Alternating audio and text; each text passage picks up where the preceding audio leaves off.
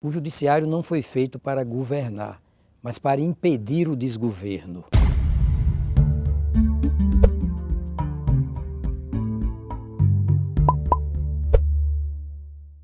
Eu estou aqui com o ministro e ex-presidente do Supremo Tribunal Federal, Aires Brito, e com o professor Armando Castelar, da Fundação Getúlio Vargas. O primeiro ponto que eu queria ressaltar nesse momento em que se discute a possibilidade de talvez até mesmo um desequilíbrio entre os poderes, é a própria ideia original da divisão montesquiana, se quisermos falar, da própria divisão das repúblicas em três poderes, que prevê a existência de pesos dos próprios poderes e servindo como contrapeso aos demais. Nesse sentido, a existência de potenciais choques e até de alguma tensão talvez seja da natureza dos próprios poderes. Ministro. Perfeito. São dois polos iniciais, teoricamente contrapostos, digamos assim, porque um legisla e outro executa, né? O legislativo e o executivo. Eles se compõem numa unidade, via poder judiciário. E aí você tem a teoria da tripartição dos poderes, obedecendo a uma ordem tão lógica quanto cronológica. Artigo 2º da Constituição. São três os poderes da União, independentes e harmônicos entre si. O legislativo, o executivo e o judiciário. O legislativo começando primeiro, porque ninguém pode ser obrigado a fazer ou deixar de fazer alguma coisa senão em virtude de lei. Artigo 5º, número 2 da Constituição. O primeiro princípio regente das atividades administrativas do Estado é o da legalidade.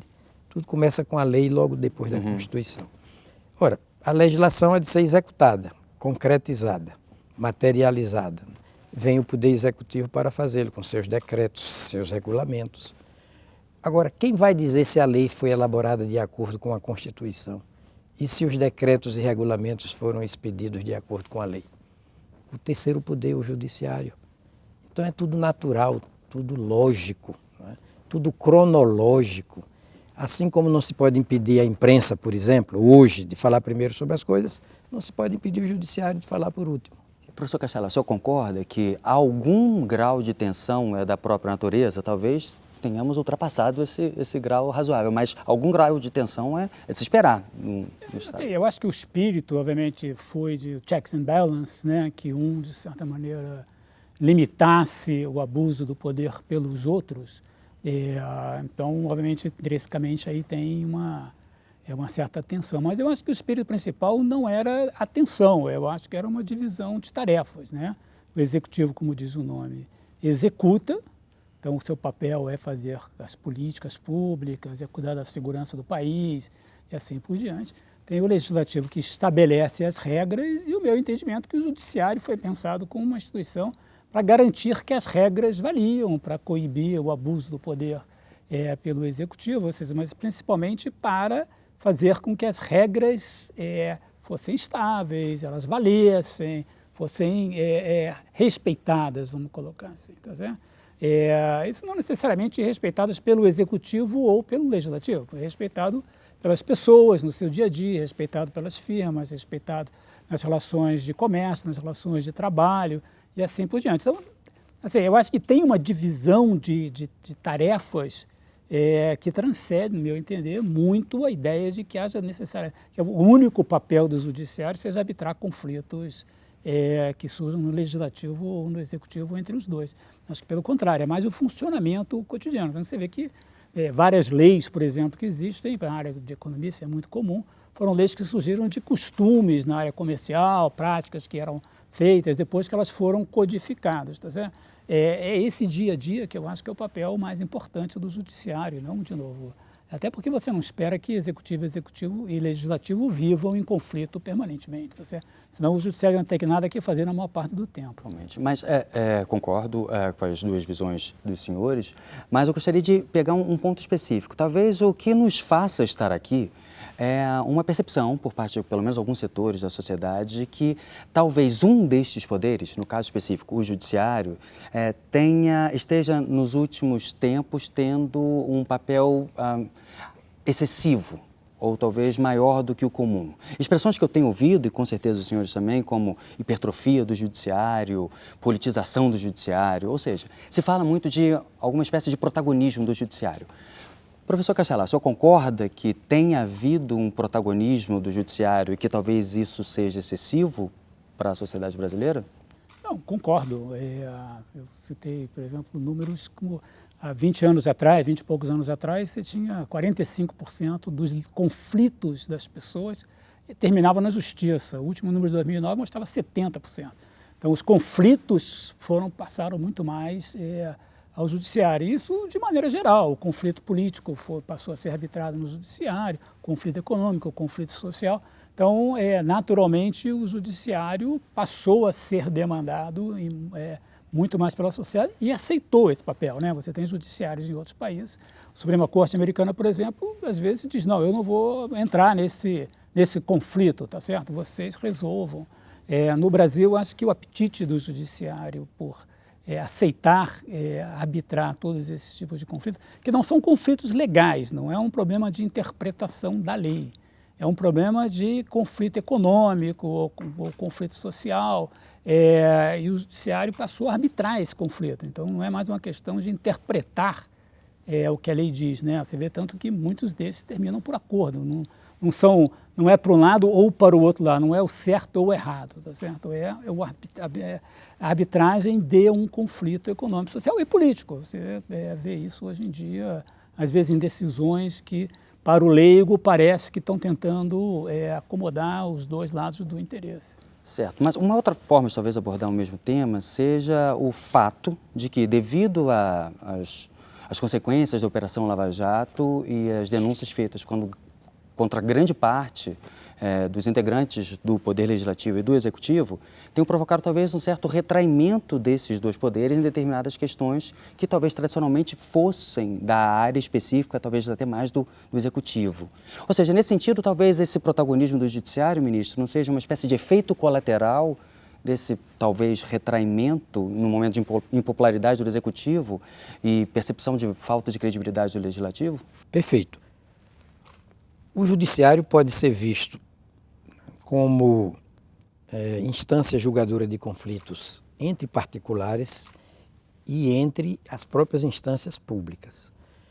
Quando o Judiciário é visto para atuar no âmbito dos poderes do Estado, ele é um dos poderes, dos três poderes.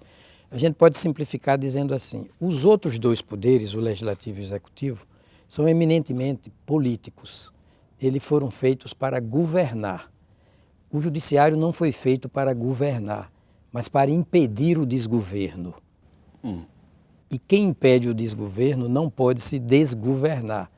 Por isso que, se por um lado a Constituição empodera o Judiciário para que ele dê a última palavra, por outro lado cria muitos antídotos para livrar o Judiciário de si mesmo, das suas tentações de prepotência, de excesso de atuação, de pose, de corporativismo.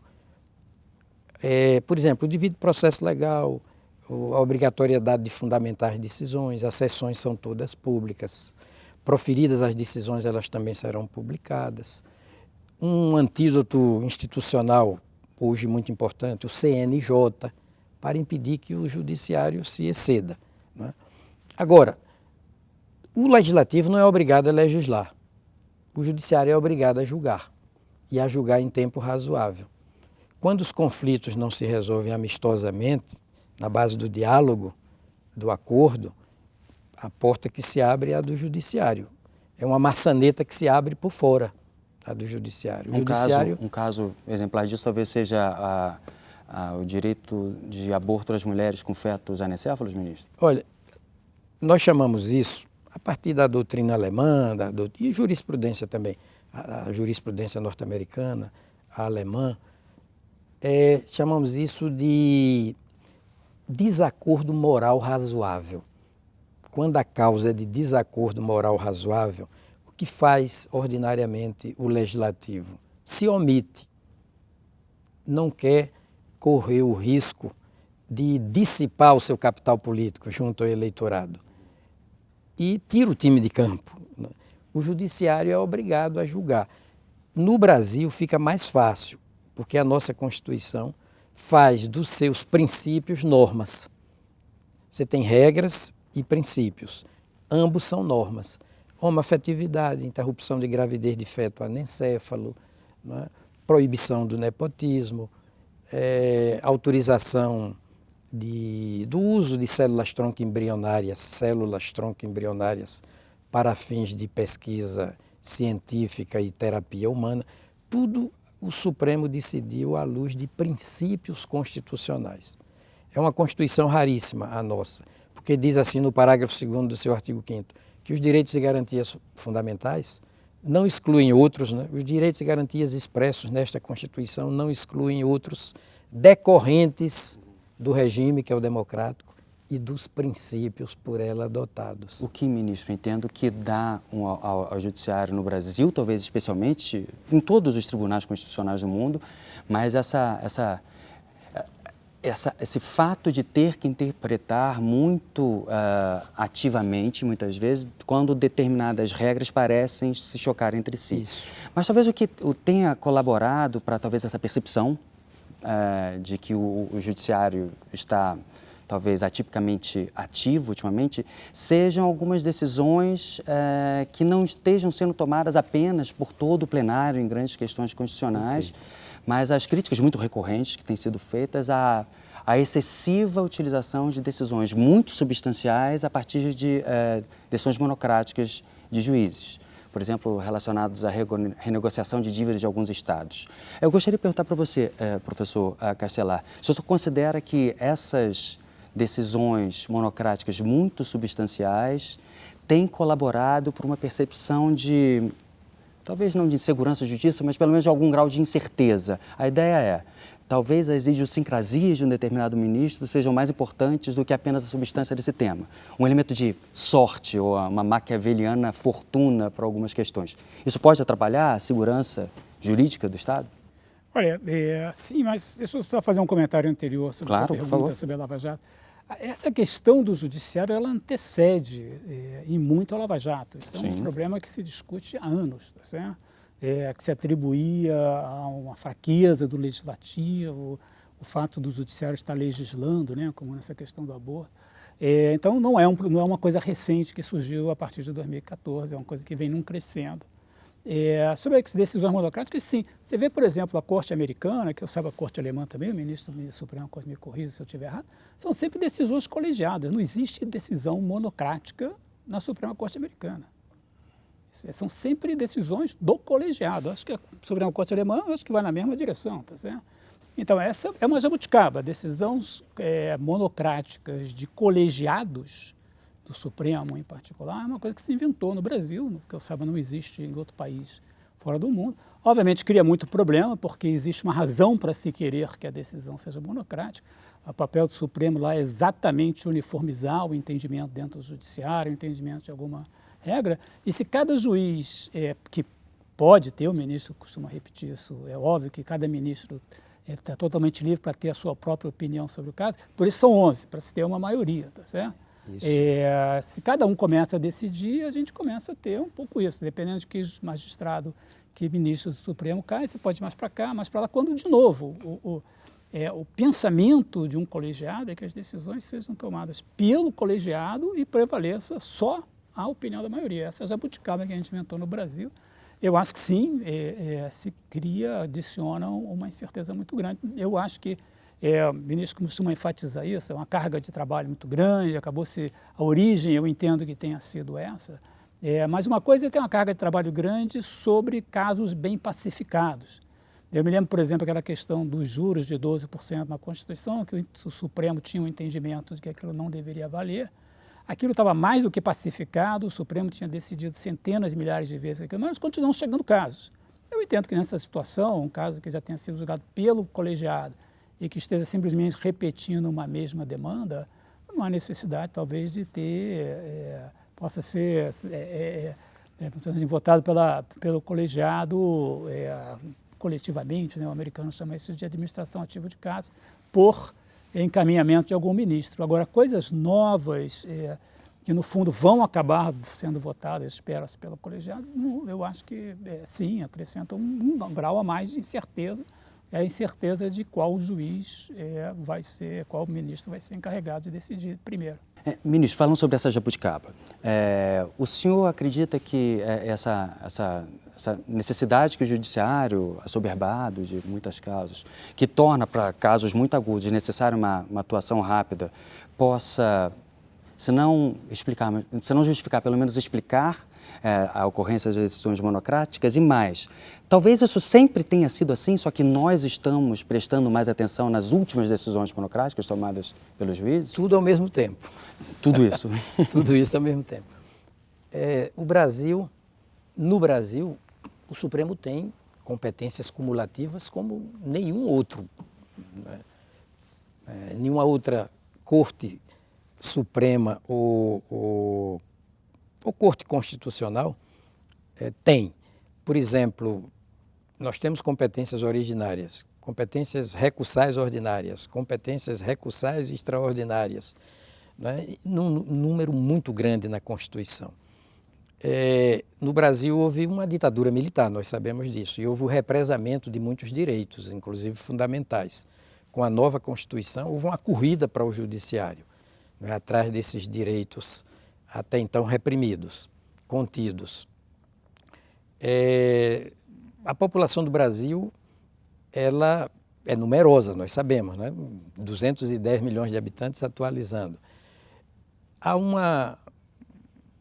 As assimetrias no Brasil são de toda ordem, sociais, não é? Você tem aqui discriminações de ordem sexual, de gênero, de cor da pele, não é? As desigualdades sociais são das mais acentuadas do mundo. Aqui no Brasil as assimetrias sociais são muito grandes. E tudo isso vem convergindo, não é, para a protagonização do Poder Judiciário através do seu órgão de cúpula, que é o Supremo Tribunal Federal. Agora, como eu estava dizendo, é uma protagonização que não me assusta. Eu falei ainda hoje de manhã, não me assusta. É uma questão de tempo, né? A democracia não vence por nocaute.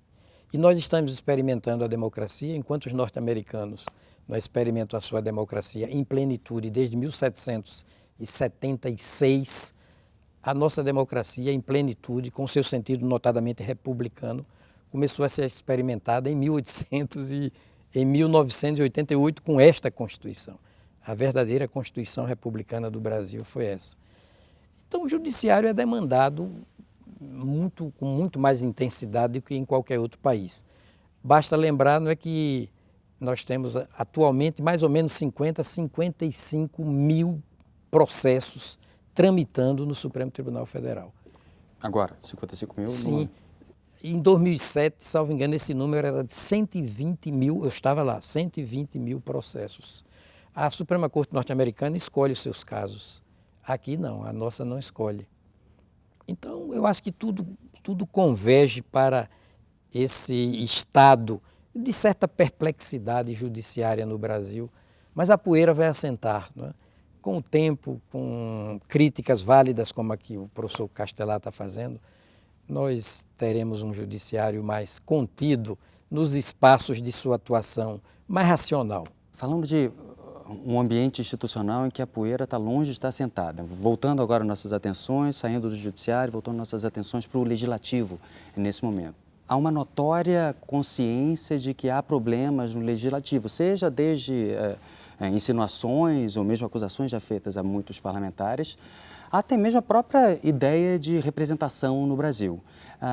Eu queria saber se os senhores concordam que o legislativo atual, me refiro ao Congresso Nacional nesse momento, passa por um período bastante delicado, que pode ser desde denúncias contra determinados indivíduos, até a própria ideia que ficou mais clara agora com a chegada de um senador pelo Estado de São Paulo que quase ninguém tinha ouvido falar antes, a ideia dos supremos, dos senadores. São 14 suplentes que estão no Senado que não foram eleitos, sequer grande parte deles são conhecidos. Somando outras 12 pessoas, de 2015 para cá são 26, é um terço do Senado brasileiro, e até a mesma desproporcionalidade que, se no Senado é normal, representação dos estados, mas devido aos limites máximo e mínimo de deputados por estado, um cidadão de São Paulo vale menos do que um cidadão de alguns outros estados.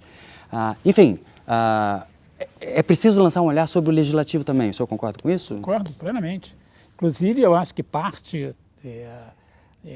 grande dessa proeminência do judiciário começou com o judiciário sendo instado a clarificar leis que saíram muito mal feitas do legislativo. O ministro Nelson Jobim, ele costuma argumentar que, como o conflito não se resolve no legislativo, se aprova uma lei que satisfaz todo mundo, muito ambígua, mas que na verdade não é clara. E depois o conflito que não foi resolvido no Congresso vai tentar ser arbitrado pelos juízes. Eu acho que muito das demandas que surgem, principalmente eu acho que na questão do Supremo, nos tribunais superiores, são frutos de legislações mal feitas e que às vezes são mal feitas e também atrapalham o funcionamento da economia. E assim é isso que eu queria ressaltar, exatamente.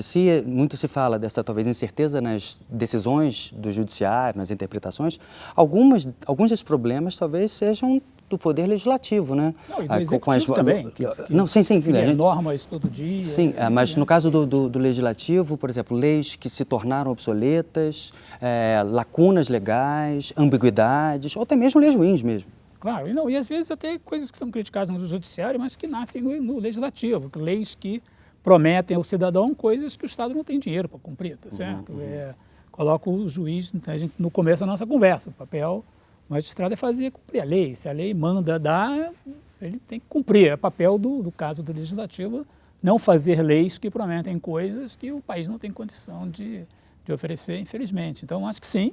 Acho que essas questões de representação política são sérias, a questão do suplente, a questão da representação dos vários estados, a questão também do voto de legenda, que se vota num candidato, mas está se elegendo outro candidato. Eu tenho tenho uma jabuticaba exótica, que é um sistema por lista aberta com coligações. Não, pois é. Então, são sim, coisas que tornam... E sem consistência ideológica, sem propósito ideológico, sem compromisso ideológico. O cidadão crê estar votando no indivíduo, não está, porque está no máximo tentando colocar aquele indivíduo mais acima numa lista, e se pensa que está votando pelo menos na ideia representada por aquele indivíduo, talvez não, porque com as coligações a pessoa eleita pode ser de um partido de um polo oposto ideológico àquela pessoa. Mas dá dor de cabeça, ministro, interpretar leis ruins? Dá. A sorte do Brasil, a meu juízo, é essa Constituição. Embora emendada 93 vezes já, eu ainda acho que, em linhas gerais, ela é de muito boa qualidade. E tem princípios, e ela é cheia de princípios intrinsecamente meritórios. Basta lembrar o princípio da dignidade da pessoa humana, inciso de número 3 do artigo 1º, a soberania popular como o primeiro fundamento da República, todo poder emana do povo, a cidadania como segundo fundamento da República, o pluralismo como quinto fundamento da República, o propósito, né, o primeiro objetivo fundamental da República do Brasil, artigo 3º, inciso 1º, melhor impossível, construir uma sociedade livre, justa e solidária. Solidária aí como sinônimo de fraternal. Agora, é uma Constituição que demanda de nossa parte um par de olhos, né? Permanentemente, um par renovado de olhos, sabe? Um par mais atualizado de olhos. Por exemplo, eu ouvi há pouco aqui uma declaração sobre o caráter apenas autorizativo do orçamento. Eu acho que não é assim, data vênia, eu acho que é impositivo, não é um conselho. Nenhuma lei é conselho, é aviso, é exortação, não é? Toda lei é imperativa, é cogente, é obrigatória. Lei no sentido de comando, de ordem, de determinação. Agora, no plano dos fatos, as normas são boas, de ordinário, mas os nossos fatos não são tão bons. E que nós fazemos? Por exemplo, cooptação agentária dos membros do Congresso Nacional para aprovar políticas públicas do Poder Executivo. Confusão entre presidencialismo de coalizão e presidencialismo de cooptação. Caixa 2, às vezes até com dinheiro público. Caixa 2 com dinheiro público, nem Caixa 2 é peculato. Né? E coisas assim, em que os fatos se rebelam contra as normas e nós saímos em defesa dos fatos. Aí, para que os fatos não sejam modificados, depurados, aperfeiçoados, o que é que nós fazemos? Mudamos as normas. Entendeu? A própria Constituição modificada com a fertilidade de hamster. Há algum exemplo de uma democracia que nós admiremos com tantas mudanças? Não. Tantas emendas? Não. Basta lembrar a Constituição norte-americana com pouquíssimas emendas em 200 anos. Sim. Então, agora, todo povo tem sua história. O professor estava lembrando. Na América do Norte, o sistema jurídico é o anglo-saxão. Lá os costumes prevalecem. Os precedentes judiciais prevalecem sobre as leis. O nosso não é o romano-germânico. A prevalência das leis.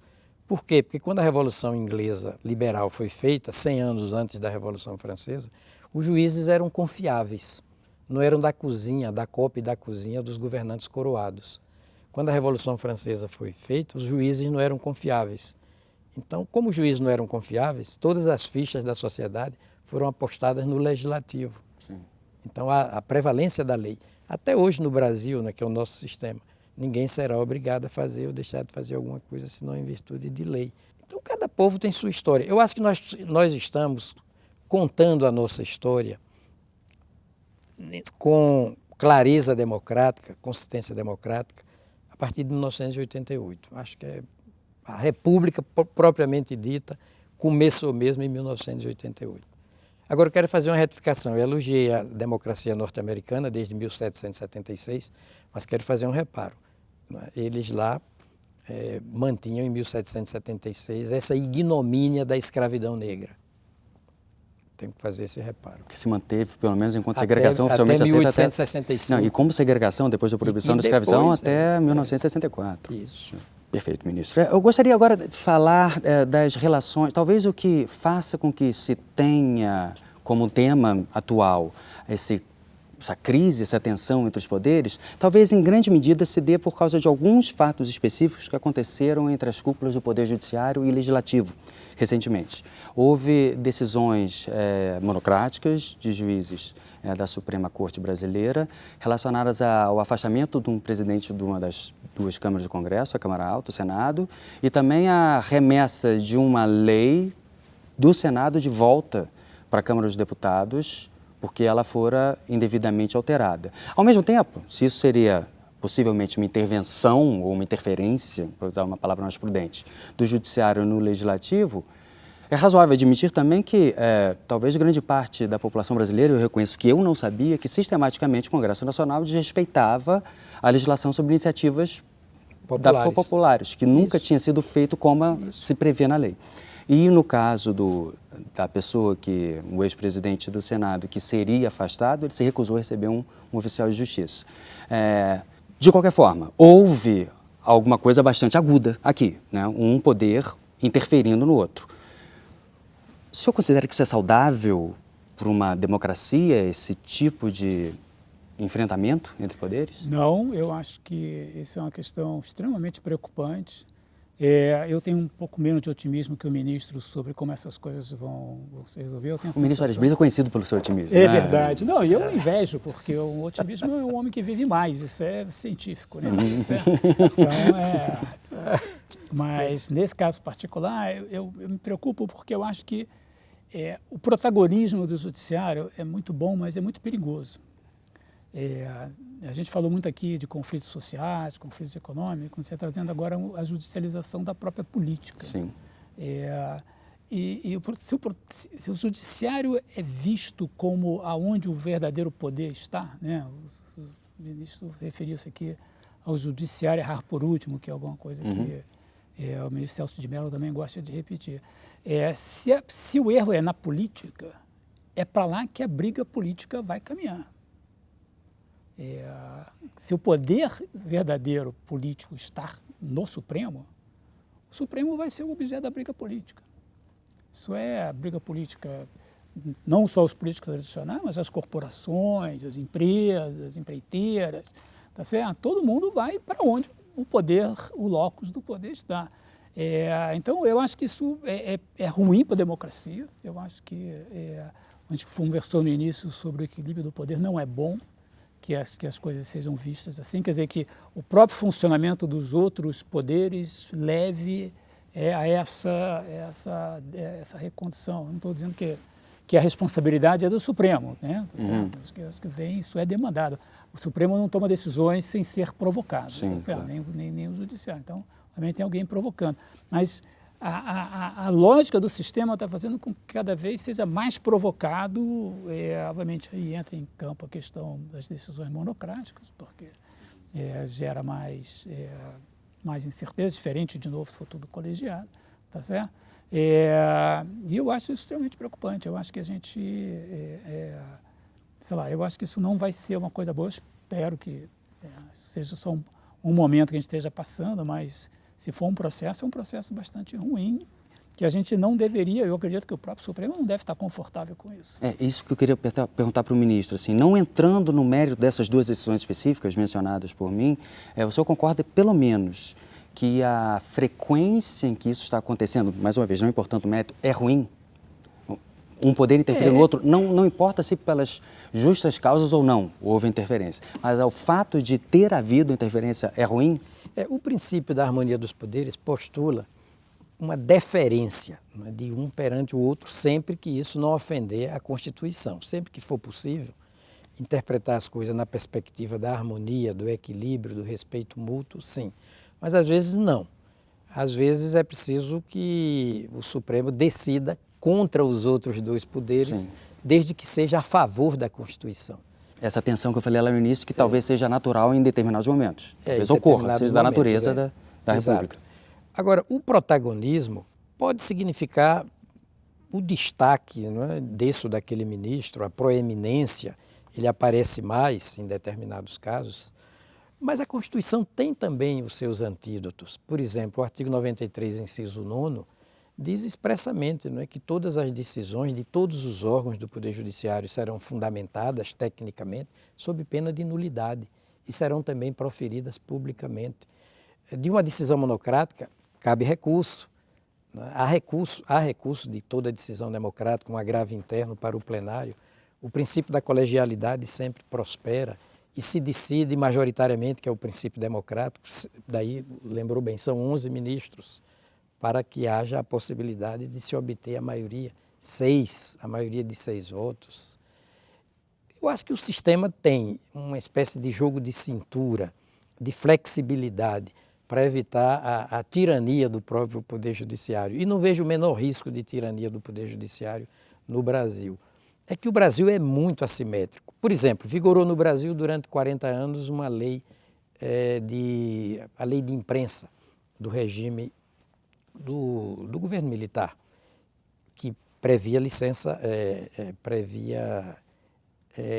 censura prévia.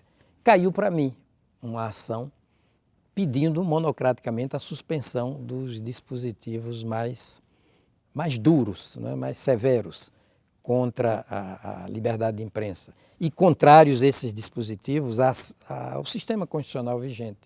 Eu concedi monocraticamente e, com um breve tempo, submeti a minha decisão monocrática. Eu suspendi vários dispositivos da lei de imprensa ao plenário que referendou a minha decisão.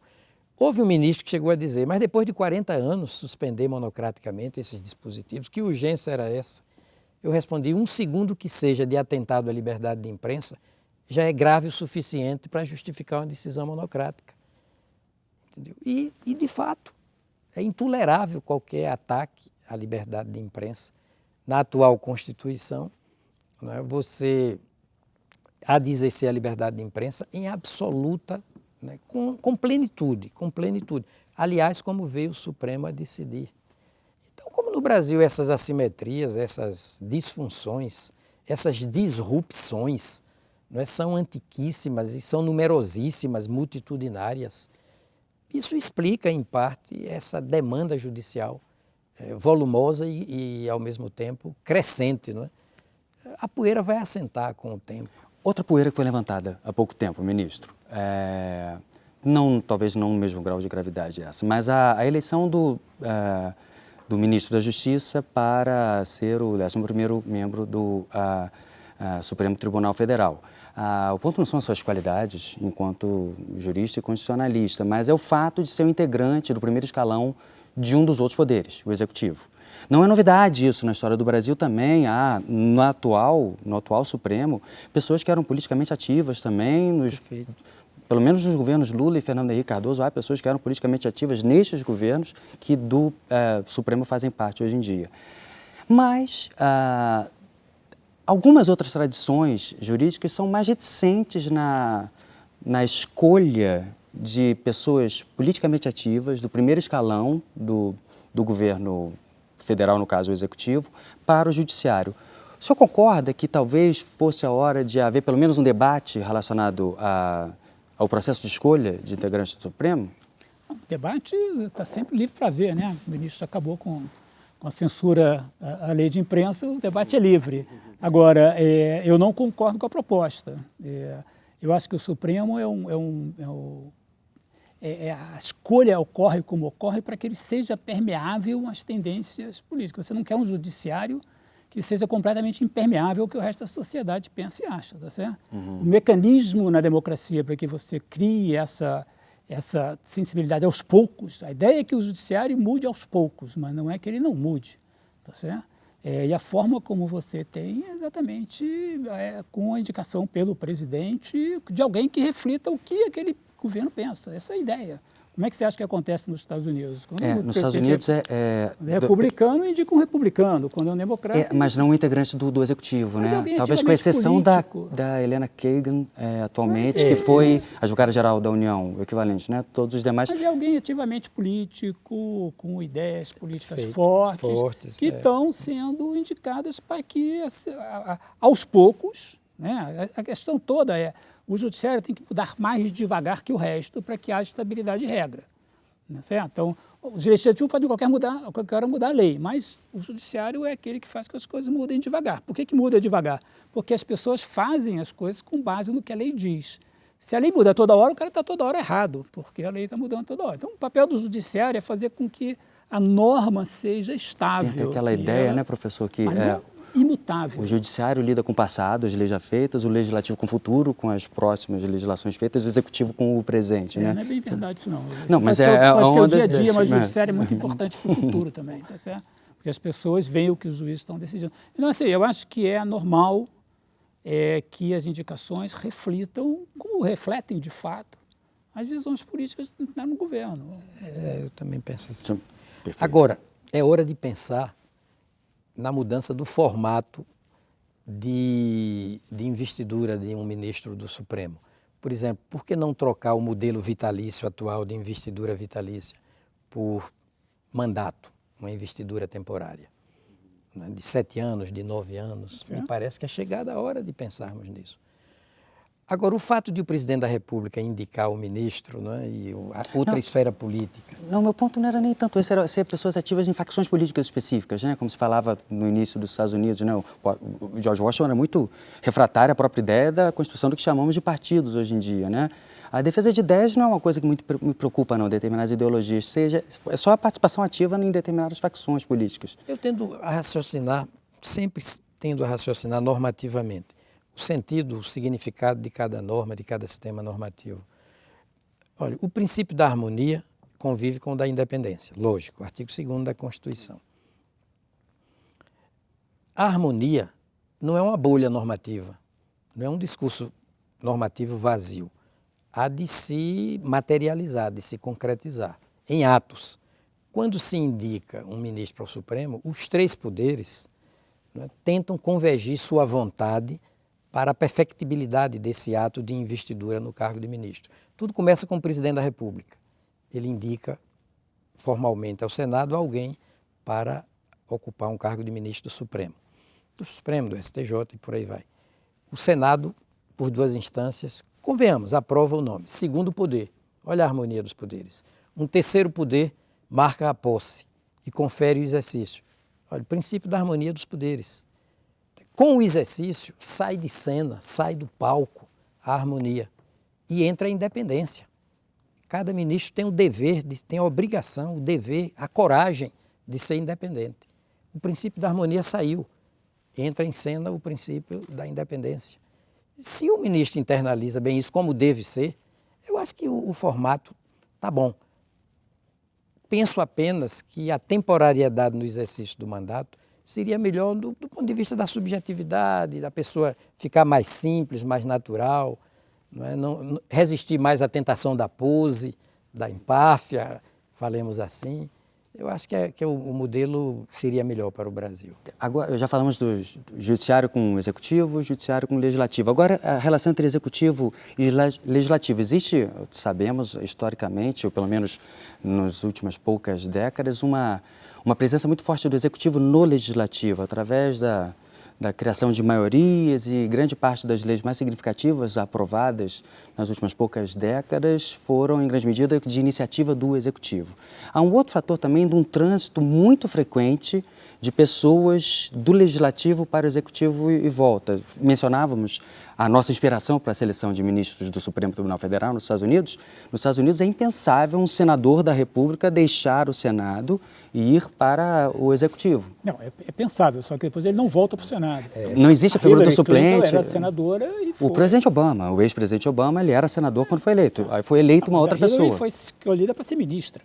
Exato. Tá certo? Ministra de Estado. Sim, ela era e senadora, abandonou o cargo, e outra pessoa claro, foi eleita. O Jeff Sessions também virou agora Attorney General e também largou E abandonou, o cargo do Senado. exatamente. Melhor Ou seja, ele tradição deixa o que a outro nossa. poder. É, Ele deixa o outro deixa poder. o poder, Deixa claro. o poder. Não é o caso no Brasil. Não, isso Uma não pessoa que pode. seja deputado federal ou deputado estadual, ou vereador que seja, ocupa um cargo no executivo. Essa migração Acontece de maneira muito frequente.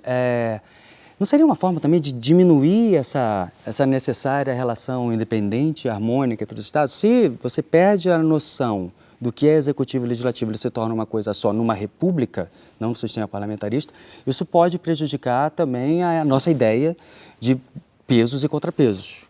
Não, eu concordo. Eu acho que você, de novo, eu acho que eu não vejo problema em escolher as pessoas de dentro do legislativo, mas eu acho que ela saindo, acaba o mandato dela. Eu acho que isso estimularia uma reflexão mais profunda sobre chamar ou não alguém e alguém decidir se vai ou não. Você vê que os ministros americanos, eles ficam o mandato inteiro, não tem troca de ministro como a gente tem troca de ministro aqui, tá certo? Ora um representa mais o partido e tal. Então, eu acho que, sim, eu acho que selecionar no legislativo eu não vejo problema, mas saiu, vamos fazer outra eleição para ocupar aquela vaga e ponto final. O cara, depois, se ele sair do executivo, reforça a ideia de independência. também acho que reforça a ideia. Até porque a ideia de separação dos poderes prevê a separação entre eles. Né? Se você perde essa noção... Bom, talvez eu comece pelo ministro agora, Claro. uma vez que ele é o mais otimista dentre nós aqui. Falamos de muitos problemas, pelo menos tais quais estão sendo percebidos por parcela significativa da sociedade brasileira. Mas o senhor, com seu otimismo, o senhor acredita que, não necessariamente por causa da crise, mas uma vez que há uma crise, aqui a crise que eu me refiro não é necessariamente entre os poderes, mas é econômica, que é inegável que existe, isso pode fazer com que nós estejamos pensando sobre esses problemas das relações entre os poderes e podemos sair melhores? Quando eu sou adjetivado de otimista, né, qualificado Foi um elogio, como ministro, foi um otimista, elogio. Eu digo assim, eu sou otimista porque eu aposto todas as minhas fichas, não é, de estudioso, de cidadão, de indivíduo, na democracia. Eu acho que confiar na democracia é obrigatoriamente ser otimista, porque ela é o melhor de todos os regimes, né? Na linha do que disse, numa brincadeira séria, Winston Churchill, né? A democracia é o pior de todos os regimes, salvo todos os outros. É o pior dos regimes políticos, de estruturação do Estado e da sociedade, salvo todos os outros. Então, a democracia, por ser intrinsecamente meritória, né, inatamente valiosa, insuperável nas suas virtudes de racionalidade, de justiça, de igualdade, ela há de nos conduzir a um bom lugar. A hora é de fazer destino, de destino democrático, de destino civilizado, de destino humanístico, porque democracia, humanismo e civilidade terminam sendo uma coisa só. Eu acredito no modelo democrático e nos termos em que a Constituição, basicamente, concebeu o nosso modelo democrático. Acho que é de boa qualidade. Por isso que eu sou otimista. Acho que nós vamos superar todas essas dificuldades. Demora um pouquinho aqui, um pouquinho ali, mas ela não vence por nocaute. né? Vence por acúmulo de pontos, isso é histórico, é comprovadamente histórico. É na linha do arejamento mental de que falava Einstein. Quando a mente humana se abre para uma nova ideia, a ideia democrática, digamos, impossível retornar ao tamanho inicial. Então, há que ser otimista. Fundamental é não desistir do modelo democrático. Certo. Professor Castelar, o senhor acredita que essa crise pode trazer, sim, uma melhora na relação entre os poderes e para a economia e a sociedade brasileira? Não, a crise tem sempre a vantagem que as coisas pioram tanto que quando a crise passa, certamente ela vai trazer um momento bode melhor. Da sala, né? Vai trazer um momento melhor do que durante a crise. Então, eu também estou otimista que as coisas vão melhorar. Agora, eu acho que muitas das coisas que a gente está discutindo, elas não são questões que se colocam só em relação ao curto prazo, são questões que dizem respeito à capacidade do país crescer, à nossa capacidade de deixar o subdesenvolvimento. Então, acho que elas precisam ser trabalhadas, sim, porque senão elas vão ser barreiras importantes ao que o país se desenvolva. Então, assim, acredito na democracia, acho que a democracia está aí, como repetiu o ministro, né, é o melhor que a gente tem. Hoje a humanidade conseguiu descobrir, mas a democracia exige trabalho duro para que as coisas continuem melhorando. Não é só estamos na democracia e vamos para a praia que agora as coisas resolveram, né? A democracia é assim, comparativamente, como o concurso público, guardadas as enormes proporções.